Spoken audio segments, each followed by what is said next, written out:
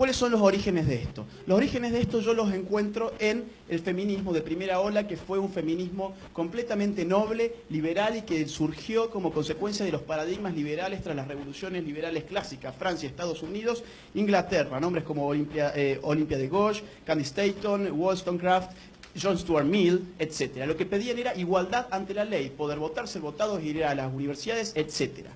¿Quién empieza a ver que esto podía tomar otros carriles? Ludwig von Mises. En el socialismo, año 1922, él dice algo así, más o menos, lo parafraseo como: en la medida en que el feminismo, el movimiento por la mujer, dice, que el movimiento por la mujer se atenga a ser un movimiento que pida igualdad ante la ley, seguirá siendo parte de la rama de la gran familia liberal. En la medida en que empiece a contrariar y a contradecir la naturaleza humana, será parte de la rama del gran movimiento socialista. En ese mismo entonces, casi, Antonio Gramsci, en el año 16, escribía El grido del popolo, donde él decía: el hombre es creación histórica y no naturaleza. Volvemos a la ideología de género en su definición que di hace un rato. Esto quiere decir, dice Gramsci, lo cito, que toda revolución ha de ser precedida por una intensa labor de penetración cultural. Cuando se pervierte ese feminismo de primera ola, liberal, se pervierte, yo encuentro sus orígenes en un libro de Engels, el socio intelectual de Marx, El origen del Estado, la familia y la propiedad privada, donde él tiene una frase que es de antología: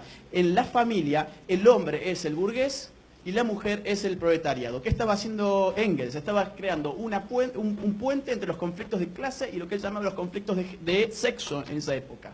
Pero ¿qué ocurre? Ponía a la mujer en subordinación de su lucha a la lucha de clases por la teoría social propia del marxismo. Llegó la revolución a Rusia.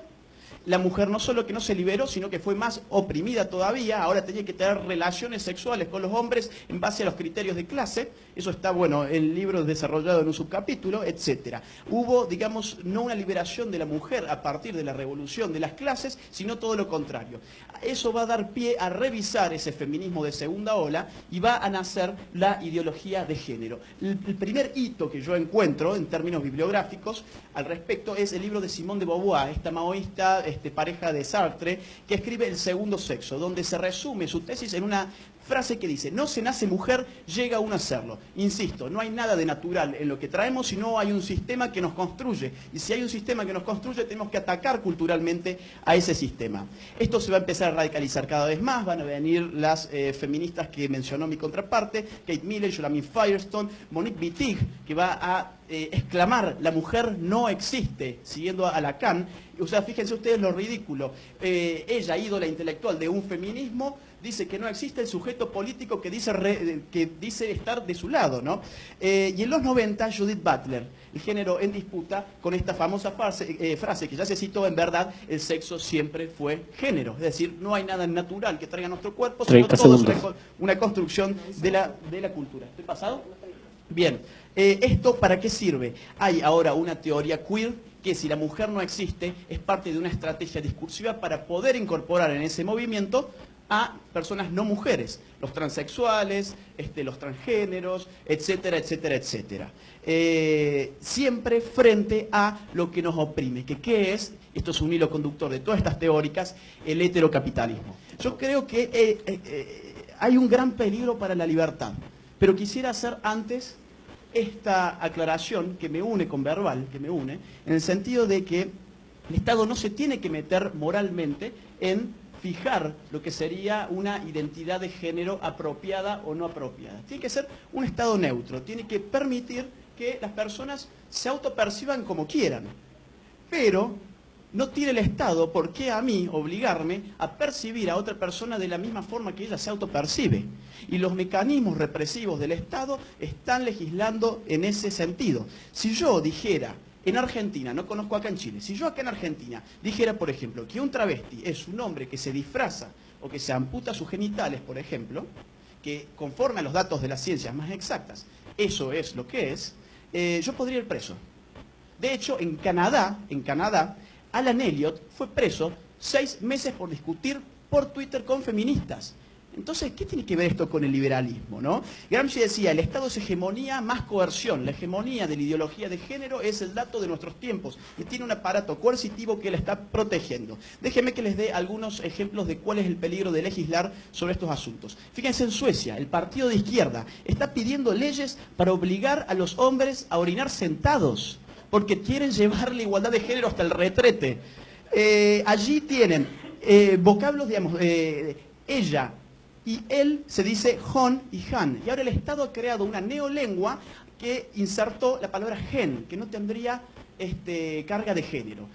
Entonces hay una ingeniería social, digamos, que es contraria a los principios de la libertad y del orden espontáneo. En Andalucía tenemos inspectores estatales vigilando en las escuelas cómo hablan los profesores y los alumnos. Tienen prohibido decir alumnos, profesores, investigadores. ¿Cómo tienen que hablar? El alumnado, el profesorado, el personal investigador. Y hay multas para esto. En Francia hay ciertos pueblos donde ya se está prohibiendo el uso de la palabra mademoiselle, que significa señorita. ¿Por qué? Porque no existe su correlativo en masculino. No hay un señorito. Y señorita develaría el estado civil de esa persona. Y habría, por lo tanto, una violencia de género. En el País Vasco se está pidiendo que se prohíba el fútbol en los colegios porque dicen que es un deporte machista que territorializa con criterios de género el espacio recreativo. No sé ustedes, yo jugaba al fútbol con chicas también. Y yo conozco a chicas que juegan al fútbol. Entonces, ¿qué hace la izquierda?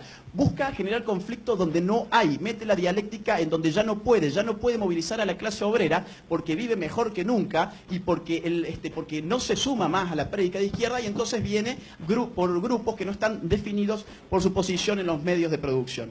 Aíta Sarkeesian de Canadá se anda paseando por la ONU pidiendo que se censuren y se prohíban desde el Estado los videojuegos de Nintendo y dice que el más falocéntrico y heterosexista y capitalista de todos es Mario Bros. ¿Por qué? ¿Por qué? Porque la princesa aparece 13 veces, de las cuales 12 es secuestrada por un dragón, y el dragón para ella representa al hombre represivo, macho y patriarcal, ¿no?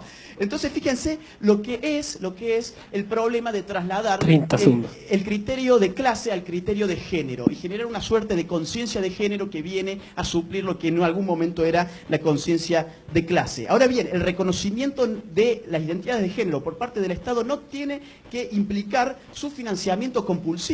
En mi país, por ejemplo, ya hay proyectos de leyes para subsidiar a los travestis con $800 mensuales por el simple hecho de ser travestis, ¿no? Entonces, cuidado porque esto nos hace acordar mucho Camino de servidumbre de Hayek.